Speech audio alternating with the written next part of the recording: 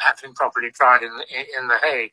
So what happens when he arrives, if indeed he gets on board this plane that we can see right now, about a 12-hour flight perhaps to Europe and to The Hague? What happens next? Well, he'll be taken into custody and there'll be all sorts of safety procedures applied then, and then he'll be taken to the court, and in due course he'll be asked to plead to an indictment. And this is all happening and could only have happened with the full cooperation of the Philippines government? Yes, I mean, one of the problems, I mean, your previous contributor, I think, mentioned it.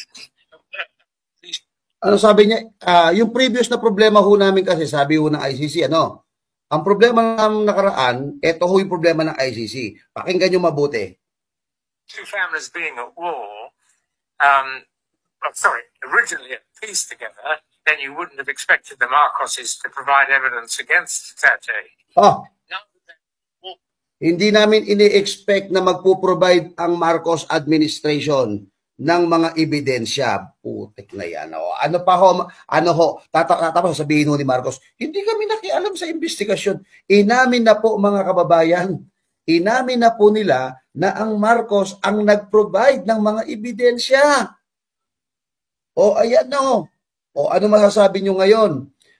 Iba ho ang sinasabi ng demonyong Marcos. Ayan o. Could only have happened with the full cooperation of the Philippines government? Yes, I mean, one of the problems, I mean, your previous contributor, I think, mentioned it. These two families being at war, originally at peace together, then you wouldn't have expected the Marcoses to provide evidence against Duterte. Nadulas na. Mismong ICC ho, mga kababayan, nadulas na. The two families were, ang hirap mag-islang the two families were, may gera, may gulo, peace pala, sabi niya.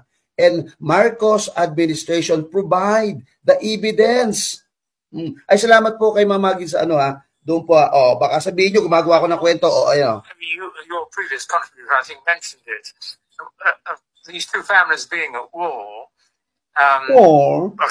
originally at peace together, then you wouldn't have expected the Marcoses to provide evidence against Duterte. Hindi namin, ano sabi niya? Hindi namin inaasahan na maghahanda ng ebidensya si Marcos. Tapos sabihin ni Marcos ngayon sa press conference niya, hindi kami nangialam. So ito, taga-ICC ho ito. Ang nagsasabi, ang sabi nila, ang nag-provide po ng ebidensya ang Marcos. Ibig sabihin mga kababayan, anong klaseng pagkatao ho? Ito hong si Bongbong Marcos. Dinidinay niya na hindi nakialam, pero ho ang ICC, nung in-interview mga kababayan, maliwanag sa sikat ng araw, na ang nag-provide ng ebidensya, ang Marcos administration. Ituloy pa natin.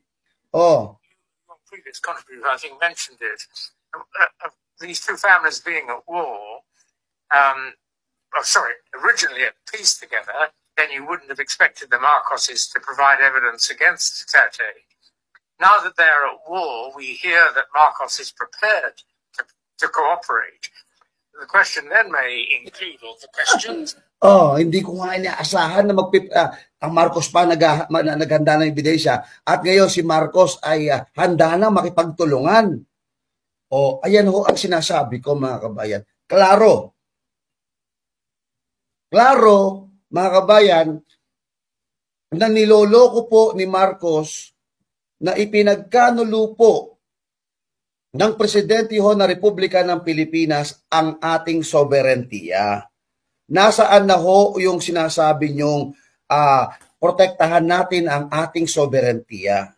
Hindi ho ba nung nakaraan ang tatapang po ninyo at sinasabi ninyo na ang kailangan maprotektahan ng ating soberentiya, ang West Philippine Sea, atin ito, yung South China Sea, atin yan. Dahil sakop ng ating soberentiya yan. Pero ho ito, biglang bumigay si Marcos. Ano ho ang nangyari?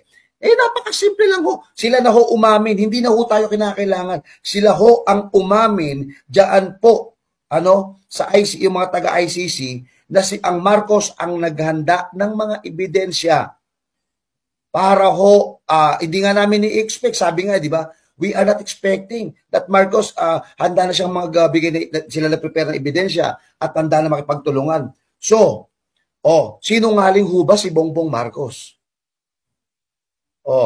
Ayan na. Include whether evidence provided by the regime under Marcos will be clean evidence, or whether there's a risk of its being tainted before it ever arrives in The Hague.